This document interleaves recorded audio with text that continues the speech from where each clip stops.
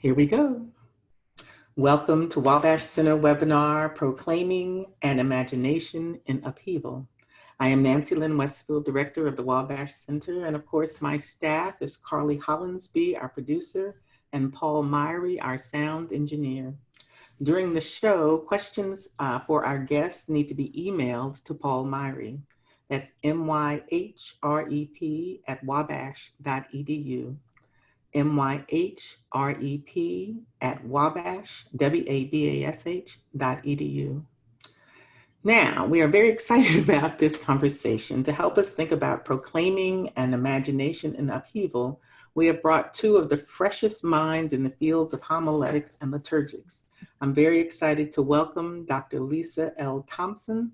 Dr. Thompson is Associate Professor and the Cornelius Vanderbilt Chancellor Faculty Fellow of Black Homiletics and Liturgics at the Divinity School and Graduate Department of Religion of Vanderbilt University. Welcome to the show, Lisa. And Dr. Richard Voelz. Rich is Associate Professor of Preaching and Worship at Union Presbyterian Seminary in Richmond, Virginia. Thank you, Rich, for being here. Thanks for having me.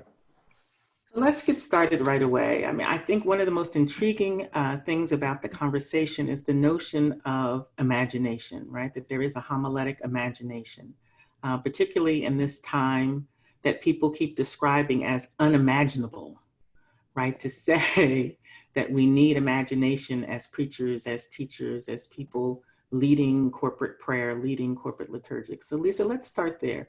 What is homiletic imagination? Wow, maybe we should have started with Rich.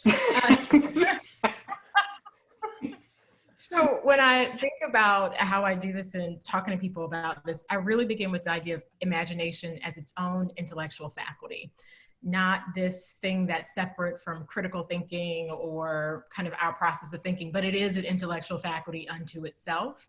And I think about imagination as something that relies on play, a process of discovery and openness. And I love Ellen Davis has this thing, I think in Wondrous Depths, where she talks about imagination being this kind of precise type of alignment between things that do and do not readily go together.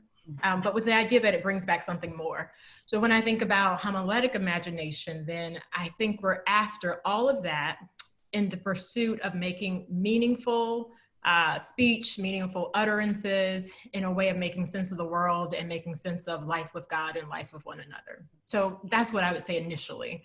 And maybe I should stop there. And Rich, come on into the conversation because Lisa's just said some provocative things, but let's get you in and then we'll continue. I don't think I'll go too far afield from Lisa. For me, I think it's, as I work with students, it's really asking, how can we name what we see going on in the world and in the text and with the divine, and how are we putting all of those various pieces together and connecting the dots, along with a vision of what should be going on.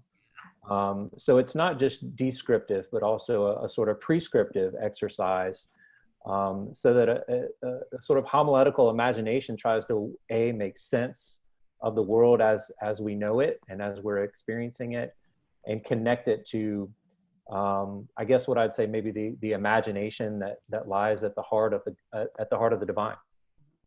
But don't you just preach the text? Like, don't you all are talking about play and vision and making sense of things. So I'm speaking for the listeners, right? I'm speaking for people who are less acquainted with the notion of imagination and preaching and imagination and prayer. For many of those people, those things don't neatly go together. You all just kind of said fairly easily how much imagination and preaching goes together. For those who don't think that, Rich, come on. Yeah, so I'm certainly, the text is one of our partners, right? But I think if we are simply leaning into preaching the text, our preaching is too small. And our preaching is too small for this moment, right? And so one of the things that I talk about is that we preach, those of us who identify as Christian, oftentimes preach what Jesus preached. And Jesus didn't preach the text. He preached the vision, the imagination, right? The basileia tou theou, great, the kingdom, the reign, rule, realm, kingdom of God. That's what he was after. And so for me, yeah, the text is a partner in helping us access that vision. But to settle for just preaching the text is too small in my mind. I think that's very well said. So Lisa, you talked about imagination as an intellectual tool. That's what Rich is also now talking about, that the text, you can't preach in a day, in a moment of confusion, little teeny words. Yeah, if in one sense, especially when Rich says this idea of, gosh, if you think about just preach the text and just get up and read the scripture and sit down, right? If you want to just preach the text, that's not what preaching is. That at every moment, by the time we inflect our voices, whatever we do, we're already interpreting. So I think that what we're calling for, or what I will say, what I'm calling for, is to do it with integrity in a way that it resonates with the people in front of us, and has some implication and some heartbeat for the world around us. And this is where we say we don't just preach ideas. When people hear something or experience something that they count as true, as holy and sacred, it's a bodily encounter and a bodily experience. And in a way, that time, that moment, that word, that sermon has kind of rose to meet them in their life wherever they are.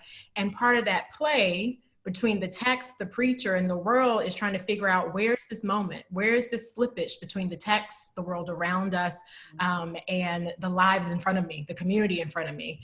In a way, what I often talk about, thinking of producing something that rings clear and true, but not just rings clear and true, feels clear and true in our bones. When we have an experience of a thing we really believe, or we really say, oh, that's right, it's like, it's in our gut, it's in our skin, the hair on our skin raises, all sorts of things happen. It's a bodily encounter. Right? So the bodily encounter then means you have to stay in touch with how you feel, right? Rather than ignoring how you feel, rather than ignoring what bubbles up when you are experiencing holiness and experiencing messy people and experiencing the events of your own context, rather than ignoring them and shutting yourself off in a room away, that you're suggesting that preparation for sermon, for prayer, for living into the sacred is about being in the body, not rejecting the body. Absolutely, because eventually this message is going to land on a body. And how do I know how this message, or how another body is going to encounter this message, if I haven't received it, digested it, processed it, and developed it through my own body and my own way of experiencing the world, and in conversations with others? Go ahead, Rich, please. I was going to say, so one of the things that strikes me is that preaching is not science. Right. So there's no exact formula. And I think that's it's not a clinical activity. And so one of the ways I talk about preaching is that, is there some science to it? Yes. Right. But it's also art. It's also prayer. And it's also, sometimes I say, a little bit of wizardry. Right. So all of these pieces kind of have to come together to land in a way that I mean, Lisa says it quite plainly and quite literally. Preaching hits a body, if you think about sound waves in that regard. And so it is very visceral, very physical. One of our common teachers used to talk about the rush of blood that happens in a sermon, right? And so give honor to Brad Braxton for that phrase that kind of lingers with me, is he would ask us student preachers, where's that rush of blood? So what's welling up within you as you encounter this text and encounter the direction it's taking you for the people who are before you? So I know when, I'm not even going to say the preaching is good, when the worship experience is good, which is oftentimes accelerated by the preaching, the music, the prayers, I do feel it in my bones, in my blood, right? I respond to it.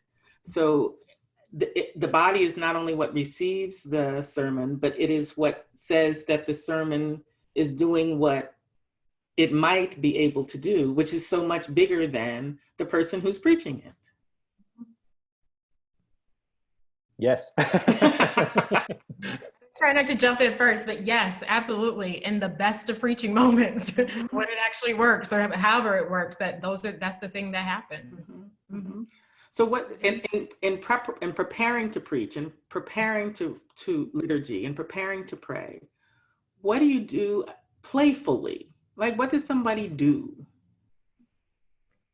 You know, the first thing I say is do something that has nothing to do with Jesus, right? I'm not trying to, I know, anathema. I think part of the— I like it, right?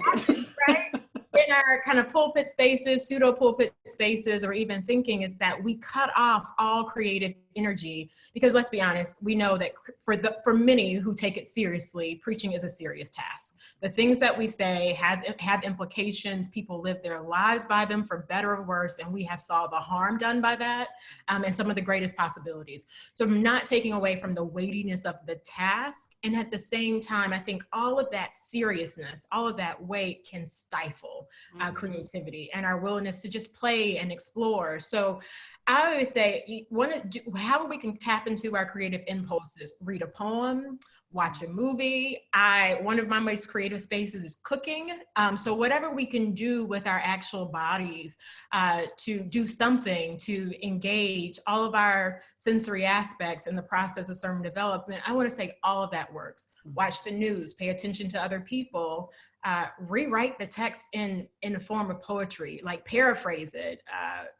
One of our colleagues, Anna Carter Ferns, talks about paraphrase as a type of inscription or confession, like inscription as a type of confession. That's how we get to what we're really feeling to be the most true thing here. But I also think about improv. Just try things out. You do not know what the thing is until you actually give it a go, to give it a chance. So there are no wrong answers until there is a wrong answer. But I'm sure Rich has many other ideas. Yeah, I mean, you've given lots of good examples, Lisa, and so I think embodying the text is certainly one. But the takeaways, I think, is just don't dive straight into the commentaries, especially in a time where pastors feel like they're triaging, right? And they've got maybe have to take some shortcuts during the week. To cut that part of straight into the commentary and cut out the sort of, brainstorm or creative aspect of it is going to lead you down a road that really will shortcut the sermon process and leave it in a place where, yeah, you're going to have something to say, but I think you'll have something more full to say if you engage in the kind of practices that Lisa's talking about. Rich, your comment made me think of something else that happens. I think sometimes that cutting straight to the commentary, I think that sometimes happens with people who fear their own voice or have been voiced out, kind of taken out of voice, and those who are arrogant in a way, because I think there's also a lack of confidence there where we skip over our best inclinations or we shut them down for the sake of having that right answer. And that's another preemptive move that takes out the process of exploration and creativity. So I'm just like, yes, that's one of the biggest things I scream for preachers and students, like, just wait, see what you think about this text and give it a chance to come up. Yeah, and another thing I would add to that is, here we are sort of immersed in a sort of not new, but newer ways of engaging one another during the week, and in different kinds of face-to-face experiences. I think this is a lovely time for pastors to begin crossing different kinds of lines and meeting with one another online to talk about the text. If that wasn't a practice that they were having before, this can go in so many different directions, ecumenically, racial, ethnic lines, so many directions that pastors can now begin to work collaboratively with one another, just even on those initial impressions of the text. Set up a Zoom meeting Monday morning or Tuesday morning, and just begin to brainstorm these initial encounters with the text. So in a moment like COVID, although there is no moment like COVID, when I'm talking to other people and I'm thinking about my sermon, are there questions that I'm asking? Am I listening? You know what I mean? Because I can imagine the conversation devolving into the needed support system for myself. And let me just say what I'm thinking. I actually don't think that's a bad idea. For preachers to support each other in this moment is probably one of the best things we can do for one another. I think in one way it could be a support system where you know, we always talk about this fine line with self-disclosure, and something else I was having a conversation about this week. Someone was asking, well, how do I hold my own stuff without making it, you know, the stuff of my congregation when I'm up to preach in this season? And I said, well, this is a matter of wisdom and discernment, right? In the moment that we can self-disclose, we always ask for what benefit, for what reason, and what's the payoff. But that support group of preachers talking together, this is an opportunity though for some side support before your main front and center. But also the questions that they might be asking each other in conversation. If I were working on a text and I called Rich for some reason, I would say the questions I always ask are, what do you smell? What do you see? What do you taste? What do you like? What's touching? Like all the sensory things, like get inside of the text. And because whatever you're seeing, smelling, tasting, touching, or experiencing, we're already making connections to the world around us, right? We're not seeing, smelling, tasting, touching things that have nothing to do with the pandemic or the crises or other things around us. So I just think those are good exploratory questions with a group of others to get other people in the room. Yeah, and I think I would even expand that even more, Lisa. One of the things I'm concerned about and worried about is pastors feeling like they have to do it all every week. And in this time where people are pre-recording sermons, I think it is just fine to admit to oneself and to one's congregation, like I'm living in this pandemic moment and I just can't do the work this week. But my friend who's a pastor in such a town, we've been working together and their voice has been influential. We're going to defer to them this week. And there may come a time when that person's congregation needs me, right? And that pastor needs me. And I think this is a lovely way that pastors can probably support one another here. So imagination gives way to creativity, right? Creativity says there's really, don't look for you're doing it wrong, but feel your way into what is amazing for that moment. And it might look like typical things, but in this moment, it might look like atypical things as well, right? So bringing someone else in to preach is probably okay, even online, right? You say, well, we share pulpits when it's not online, but the preacher's recording it, so it should be. Even then, it's probably okay. Absolutely, and it may even go farther in many instances, right? If you're fatigued and just don't have it that week, I mean, there's plenty to go around.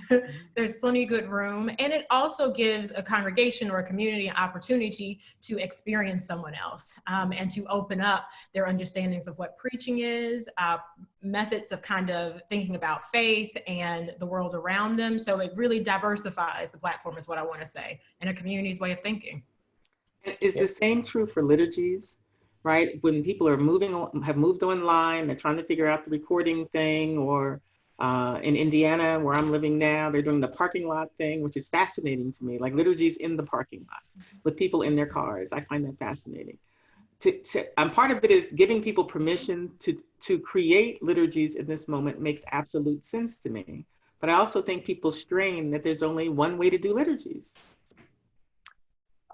I wonder how many of those people there are, because I myself have been a bit of a online church hopper for the past several months, however long we've been in this now. Years, we've been in for years. And so perhaps this is a time where people are becoming more willing to step into other forms of liturgy, perhaps. So help us know how to do that. I mean, and one is just watching how other people do liturgy. So many of us that are church leaders are in our own churches and don't visit too often. So now, so many of us are attending 2 and 3 different worship services on a Sunday in our jammies, sitting around around the breakfast table. So part of seeing those differences is hopefully inspirational.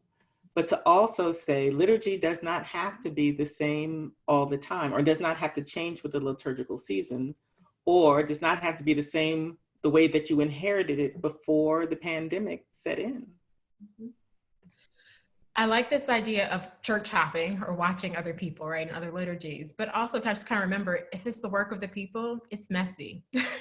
I think often we get so used to having to have it neat and tidy and miss well, what is it for? What are our hopes at the end of this thing? And I like to, in the past couple of weeks, And I've been telling people, you know, think about, how do you want people to start? What do you want this middle thing to do? And how do you want them to leave? And everything else in between you can work out, right? Think about the day, think about the season, think about what's happened in the week gone by, think about the people who are gathered. And in each one of those pockets, try to think about what's most meaningful then to curate that moment. But that's my first entree into that idea. Yeah, I think Go ahead. two additions to that. One is sort of this principle of form and freedom in liturgy that lurks around for everyone, you know, from my Episcopalian students to my most free church of students. Every tradition has this balance between expectations of what's going to happen each week and what kinds of creativity and freedom are allowed within a particular service. And so to be really attentive to your own sensitivity to that balance, your own sensibilities about that balance, as well as the congregation's sensibility for that balance, and to lean into that, to play with that, to experiment with it. Because certainly I think pastors are experiencing maybe a little bit more freedom than they're used to now. Mm-hmm. That's probably true. So just a little pivot, but still along the same lines of imagination, and I'm going to put sorrow in here too. Mm-hmm. So many of our friends are grieving over loved ones that have deceased during this moment, whether it's from COVID or other reasons, and people have not been, for the most part, able to do funerals.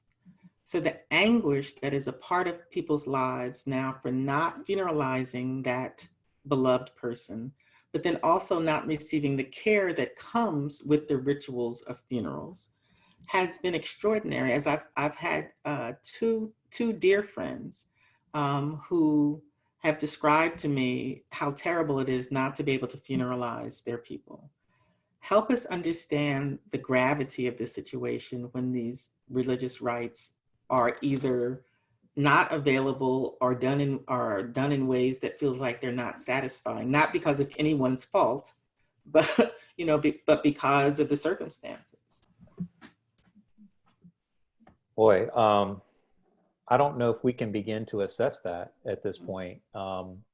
And I think perhaps maybe our pastoral, I don't want to punt, but maybe our pastoral care peers are maybe a little bit more capable to answer that question.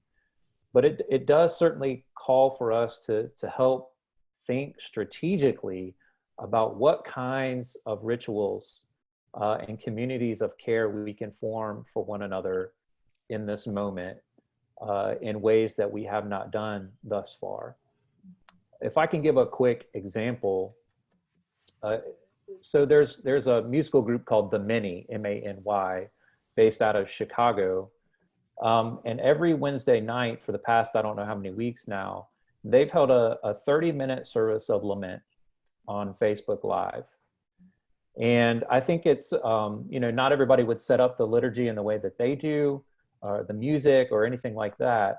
But what it does, what I've seen and what I've experienced, what I've participated in, has given people a chance to name the lament and to find if not a continual community, then at least a temporary or sporadic kind of community in which they can express the lament and the grief that they're having.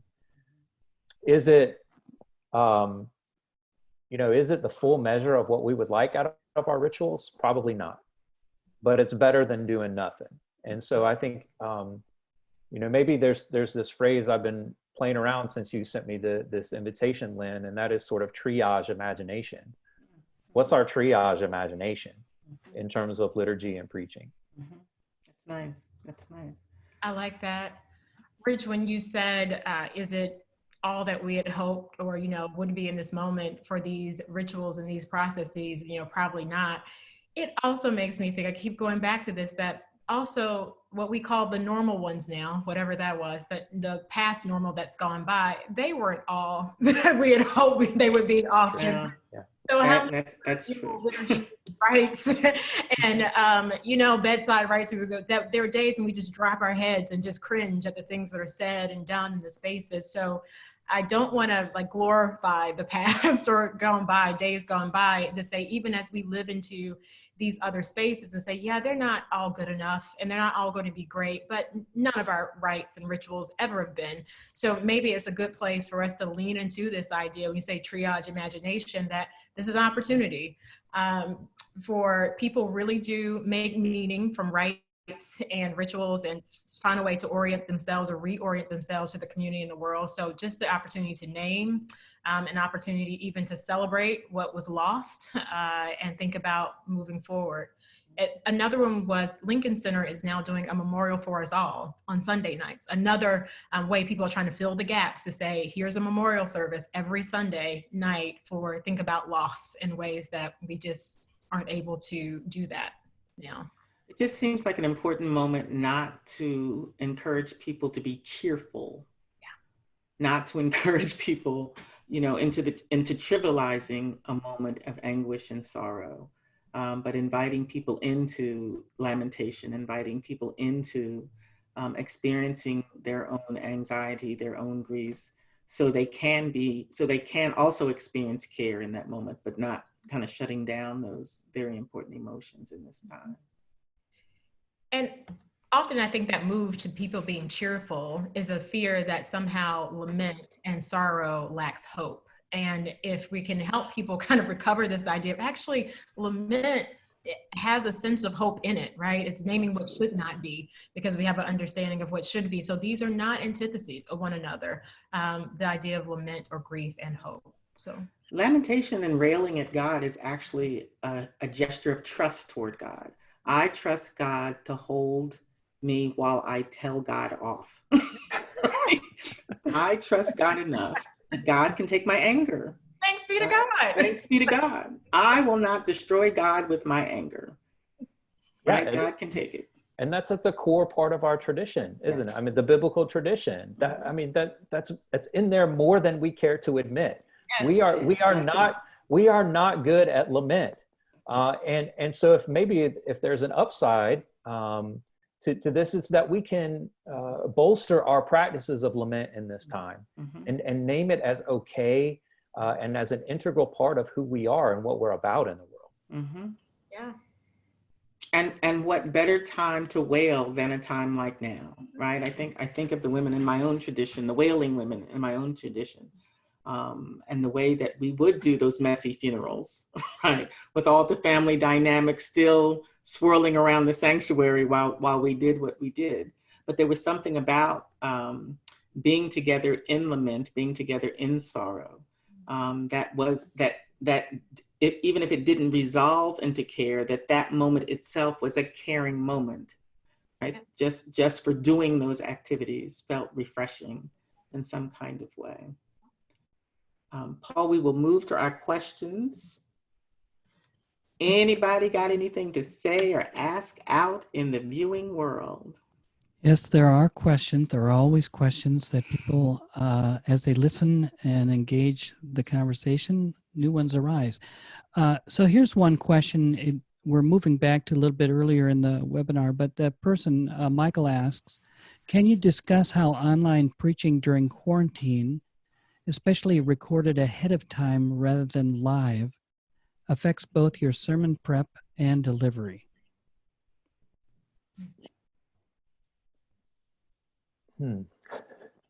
So if I would thought about this, if I think about this question, well, first thing, I think if you're trying to record it ahead of time, that means you're probably have less time to prep. There are not many Saturday night specials now coming out. In terms of your week has been shortened if you're trying to record it beforehand. So that's going to impact what you're doing. The second thing I would say is, gosh, this pre-recorded thing now has you giving you a shot for thinking about perfection instead of just thinking about offering up an offering. So I think it can be a plus and a minus. It gives you one time at least to maybe rehearse, but the other side I fear is that people may lose sight of this is an offering every single time. Every single sermon is about a good enough offering that we're trying to make up with integrity. So in one way it could shorten your prep time, but I do fear sometimes people may become too concerned about the perfect sermon or having the perfect pre-recorded thing to go out to their community. I think two additional thoughts I would add to that. One is one of our colleagues, Alice McKenzie, talks about thinking about preaching in terms of scenes and the scenes that we place together.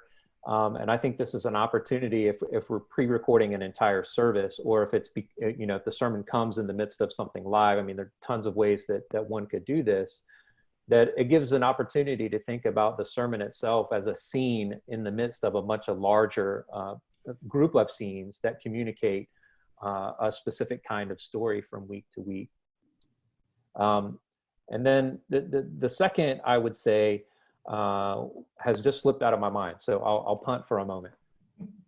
Well, I was going to go back to Lisa's earlier point that when people get hung up on the production values of their pre-recorded sermon, assuming that the aesthetic of the sanctuary was perfect when it wasn't, right?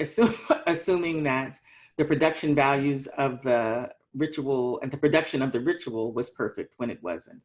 So to hold yourself to some sort of new standard in a moment where things are in crisis mode is not helpful or healthy, right? So. And knowing that, we talk about communications, rhetoric, and all those great things. So broadcast media is completely different than thinking about live media. And I keep telling people, this is not the time to make yourself a journalist or an expert in broadcast media, or even trying to mediate messages for that purpose, even as we're mindful of that thing. But this is the time to do the best you can with what you have. And there is a modeling and a charm, I'm going to use the word charm, in helping your congregation see, even in the midst of this, with what we got, we are offering it to God in worship. That's what we're doing. That's the gift that Lisa's talking about. That's the gift. Yeah, something else I would add, the thing that I forgot is that if somebody pre-records a sermon and then plays it live in a space, digital space where one can receive immediate feedback, then this becomes an interesting kind of call and response for the sermon, or chance for feedback loops and communication during the sermon. So it's a possible opportunity in that sense. Oh gosh, Rich, I love this idea because it opens up literally the round table pulpit in a different way.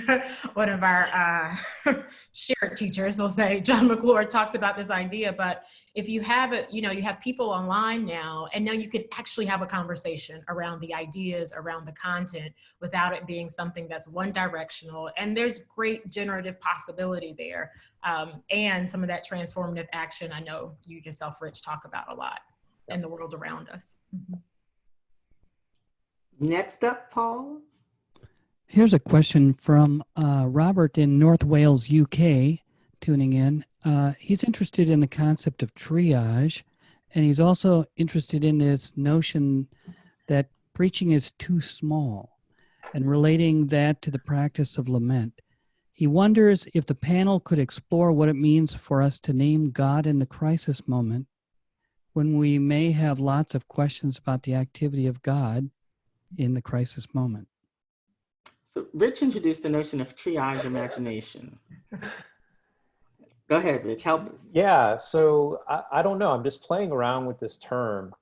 And I think part of it is, like, how can I do what's good enough for the moment, right? And part of what I think we're talking about when we talk about pre-record and Lisa's concept of perfection, I think we have to get comfortable with ourselves oftentimes that not everything's going to look like a professional production in the way that it might look on a regular Sunday, face-to-face Sunday kind of morning.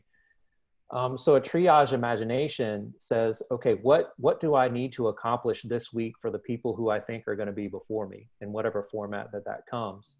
How can I do that as best I can?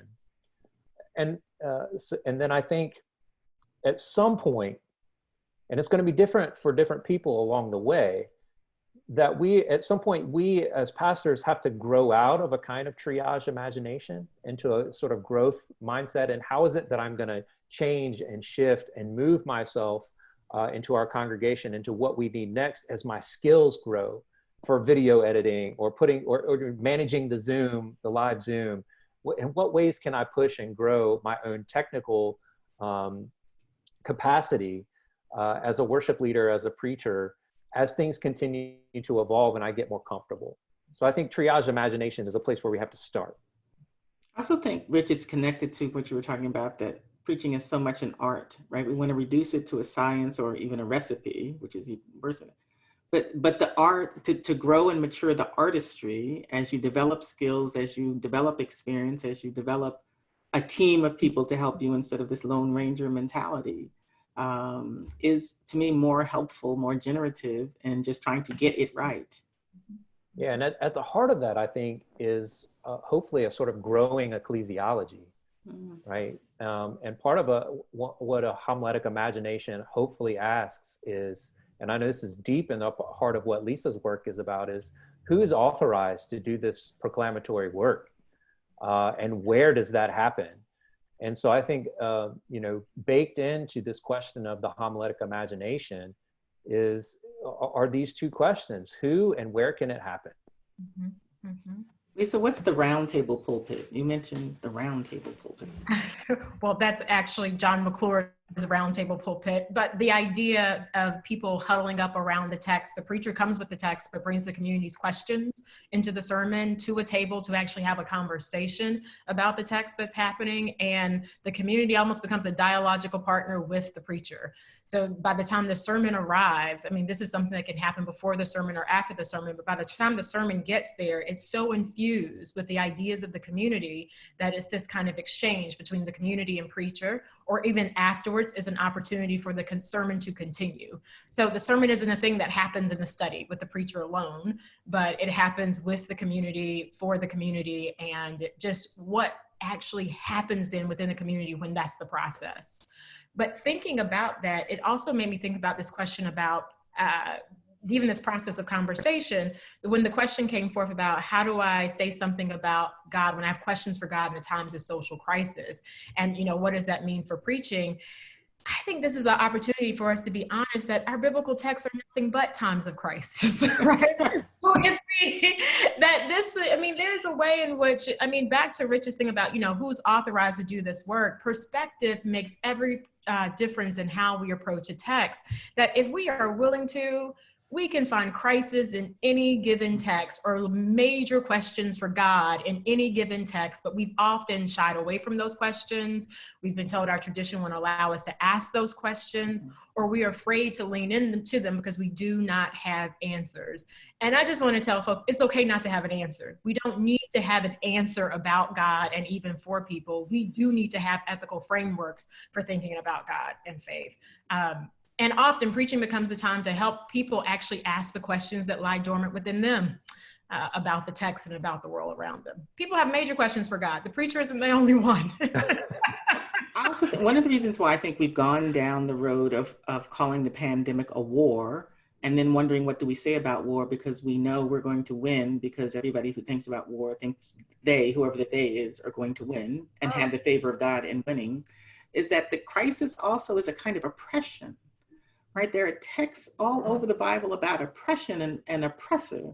We have not explored the oppression of the pandemic and the hearts of the people who are being oppressed. The crisis as oppression is ripe for preaching in this moment, but I haven't heard too many people going in those directions.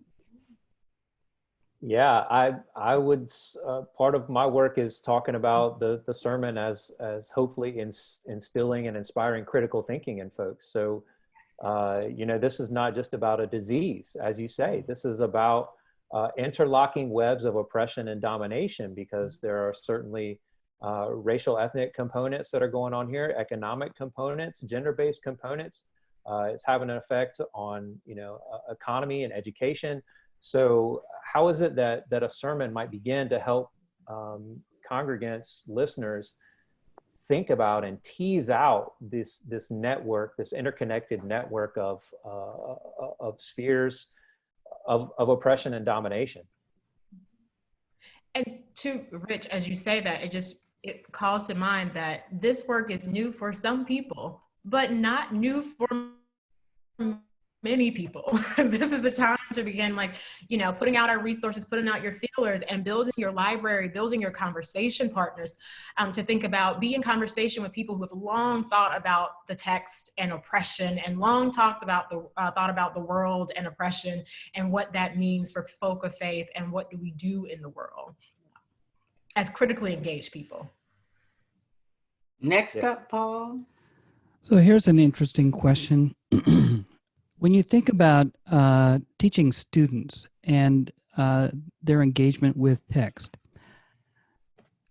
you've been talking a bit about the written text. How do you help them engage visual text, auditory text like music, text like environmental text, other kinds of text? Lisa did it a little bit earlier in talking about the body as text, right? But Rich, go ahead. Well, I'll bring up an example that's fresh on my mind. I just finished wrapping up co-teaching a course called Children and Youth in the Bible and the Worship of the Church, co-taught with a New Testament professor here at the seminary. And we were thinking last week about Jesus placing the child in the midst of the disciples as they gathered.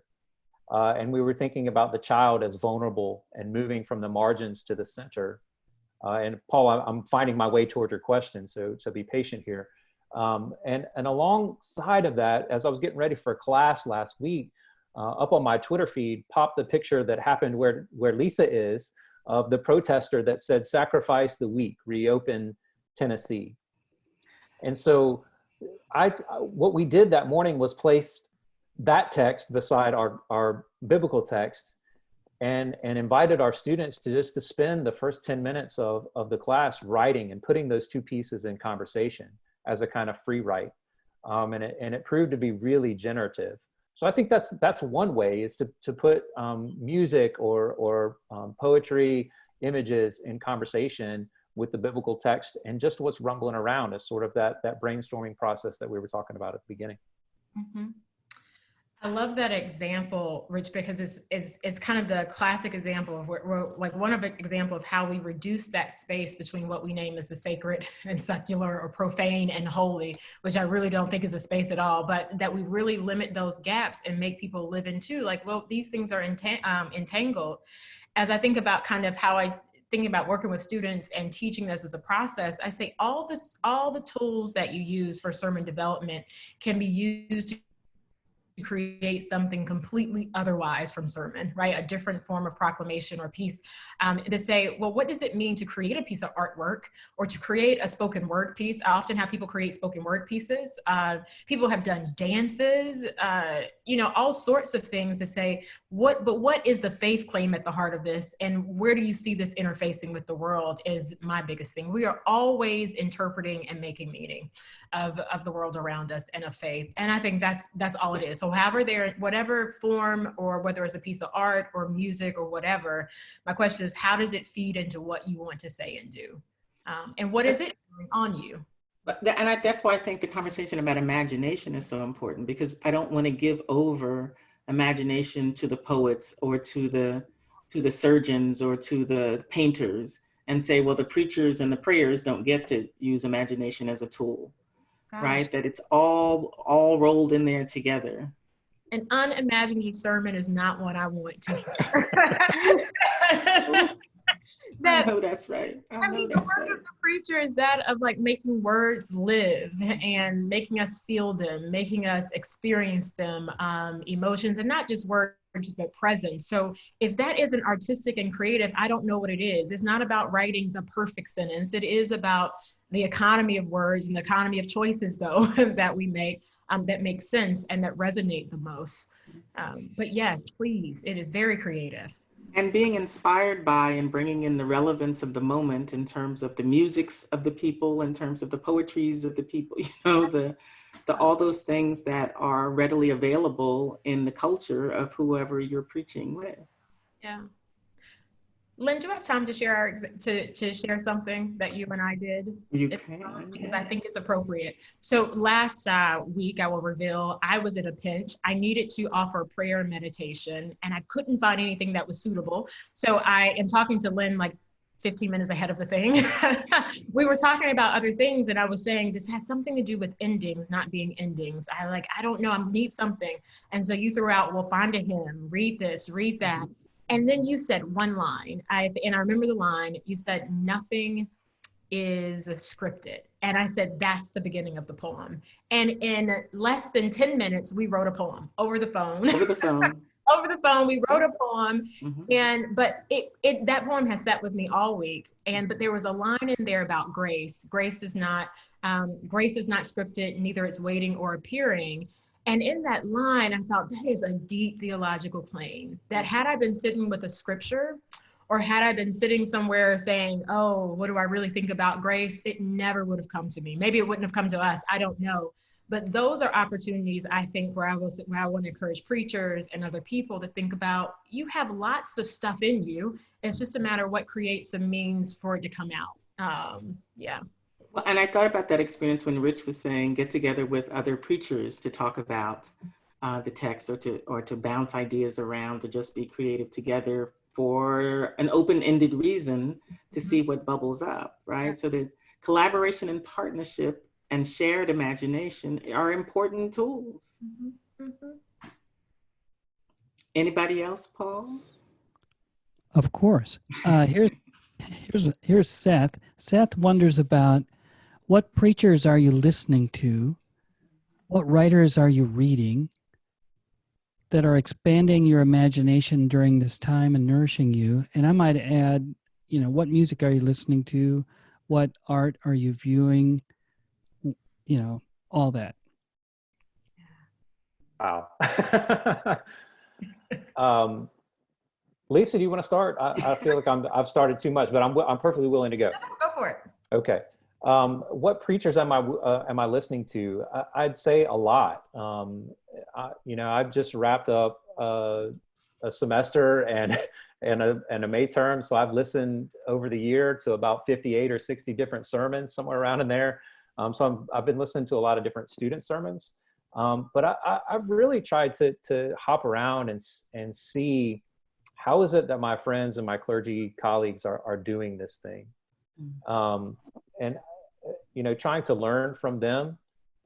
Just because we sit in the homiletics professor office doesn't mean that we've got it all figured out, and we learn just as much from our students and from our clergy colleague peers as we do from sitting in our office and thinking really hard about these things. Some things that I'm doing to try to unlock my imagination. You may see a guitar behind me. I'm trying to learn how to play this thing. And that's, for me, become a practice of trying to unlock my own imagination. I felt my brain on fire in different ways after I, sit and play for 30 minutes and my fingers are starting to bleed.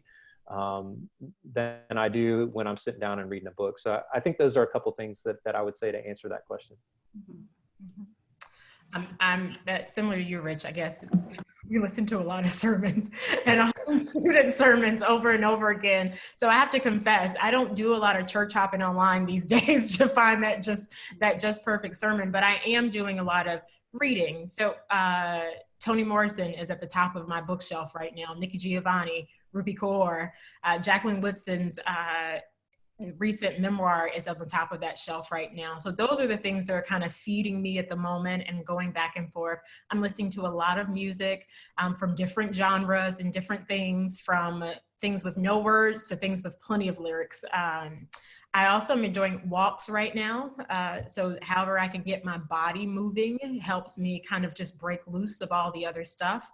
And I think I mentioned earlier cooking and trying to create things from nothing, because I am limiting my grocery runs. So one of the things that's really helping me is think about, these really are my creative edges. I have maybe some beef, lettuce, and onion. What can I make tonight? But those are kind of those things that are feeding my creativity right now. I've been actually keeping a journal. I haven't kept a journal in a long time, and I've been keeping a journal. And in keeping that journal, I realized with COVID brain going in and out daily, sometimes I can't write sentences. So I've been writing words, just words, and have created some poetry out of those just words. Didn't know I was writing those words to then use for poetry. I've also been listening to what I would call old time hymns, right? So I tried to listen to some, more 2020 kinds of music, and it wasn't satisfying to me. But I went back, on the different platforms to hear old time chords, old time hymns, old time music structures. Renita Weems has been putting stuff on Facebook, kind of like listen to this, y'all, kind of feeling. And with a similar impulse. I mean, it's just like from just old black church, wooden floor, praise the Lord, thank you, Jesus kind of music has resonated with me. And I would also say it has not been like a juicy, fertile moment, right? The moment is not, it has not been a moment of great imagination and deep creativity, right? It has been a moment of sitting still and being uncomfortable in my own stillness and my own aloneness, and grappling with, okay, what do I hear or what don't I hear in these moments of silence and stillness and aloneness? Paul? Right. I think this question resonates with what you were just talking about. The person, Carmen, writes, in a statement I've heard from a number of people, with the state of our society today, with so many unprecedented things occurring, preaching messages seem to be leaning toward two common themes: lean not unto your own understanding, and God is in control. During normal times, that message resonates. However, when we have murder bees, COVID-19, racism at its peak, incompetent leadership in governments, the sense of hope seems to be very, very far away. What are some imaginative ways that we can replenish our hope? That's a really great question. How is it that we replenish our hope? Over the past week, I received two gifts. One, my own pastor made a stole for me, and it was based on the design of Dr. Katie Geneva Cannon's doodles. And so I've been reflecting on that as a gift, and to think about the gifts that I can't manufacture on my own. That's one. The second gift is this. On Monday night, I put out on Facebook, I've got this little patch of garden bed next to my house, and I just weeded it. It had been weeded over for about a year. And I put out on Facebook, y'all help me. What can I do with this little garden patch right here? And one of my former students, who is deep into ecology and farming, said, you can do this and this and this and this. If you want some help, let me know. I got seeds and seedlings I can drop off for you. And Monday night, she dropped off packets of seeds that stacked about this high on my front porch. And she had a letter detailing how far I needed to space it out, how deep I needed to plant these things into the soil, and details about some of the seeds. So she's got a tomato seed in there that's been kept since World War II by one of the neighbors of where she lives. And I'm sitting here thinking about, I couldn't manufacture this on my own. I couldn't go out and buy this. This is a true gift. And so I've been thinking a lot over the past week about gifts. And perhaps that's a place where I'm cultivating hope in my own life. I don't know if that's prescriptive for anybody else, but it certainly signifies the kind of experiences of hope and hopefulness that I'm having in my life right now. Dr. Thompson. Gosh, I so resonate with that. Beautiful. It was lovely, right? It was beautiful. Thanks, Rich. It makes me think about, there's something about connecting to the people we love and who love us, and finding, and however big or small that circle is, in whatever way that we can still forge that connection. For me, what's been most important. Whether it's this strange thing of Friday and Saturday dance parties that I have with a group of women that I love dearly, over Zoom and all sorts of things, or this virtual family church that I cannot kill if I tried, because my family keeps coming back and someone else wants to do the meditation next week. But just to say that, you know, however we can kind of forge, or a friend who's like, you've been in quarantine for 48 days and haven't seen a soul or haven't had a hug, I have to stop to at least wave at you on the porch. All of those things have just reminded me that even as we are separated from one another, we are still very, very close to one another. And so all those creative things, those are, I guess, have been my own forms of gifts that both people have given to me and that I have tried to extend to the people that I love. And at the risk of angering my mother and my grandmother and dishonoring the women in my family, I don't think I have a lot of hope right now, which they would be very pissed at for me to even say that. What I do have right now and what I can muster is gratitude, right? So I have genuine gratitude when people call me to say, just checking on you, or when people, you know, send gifts in the mail because you needed something, or you didn't know you needed something. So to me, I'm making the distinction between when those things have happened to me, as those things happen to me, that I feel profound gratitude. I'm not gonna conflate that to hope, because I don't think I have a lot of hope right now. Last question, Paul. Okay. This is probably a bigger question than we have time for, but I'm going to ask it anyway. In your own life, what do you find, let's see, I got to read it quickly. What hampers or impedes the imagination? And then also, what might fan the flames of imagination? That's a fantastic question. Why didn't you read that earlier, Paul? Go ahead, Lisa or Rich. What impedes imagination? What impedes or hampers my imagination? I think it's the drudge work, right? You have to put whatever cog has been put in the wheel at whatever time, right? There are emails to be sent, there's administrative tasks to be done, there are literal duties, right? We have to just do for life. And also just doubting my own voice. That still happens to many of us, I think. And for me, whether it's, and when I say doubt your own voice, it's kind of like, yes, doubting the thing that this thing is going to be right? Still a need within to have the right thing, the best thing. It still will stifle my own imagination.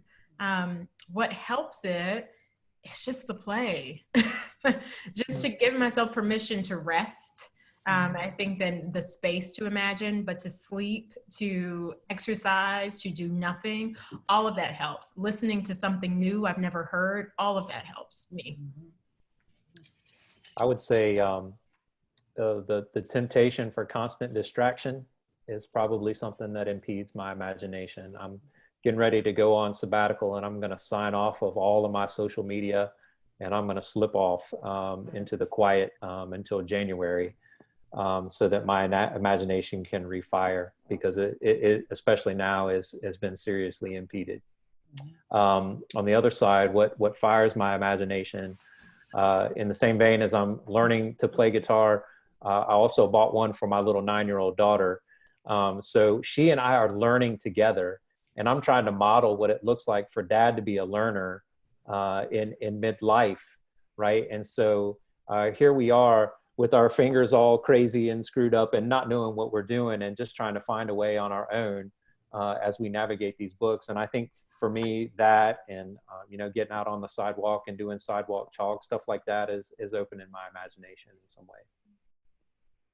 Dr. Thompson, Dr. Voelz, thank you so much for your time, for your energy, for your wisdom, for your vulnerability. This is an important conversation in a very critical time. So thank you for taking this time. Carly Hollinsby and Paul Myrie, my team extraordinaire, I thank you for being in this space with me. To our viewers and to our listeners, this webinar will be uploaded on the Wabash website and our YouTube channel. So if you want to view it and send it out to your network, or send the audio also out to your network, it's easily found on our Wabash site. Paul, any last words? Tune in next week for another webinar. That's right. Tune in next week for another webinar. Lisa and Rich, I thank you so much. Thank you. Thank you. And we're out. What a terrific conversation. Thank you so much. Thank you. Thank you.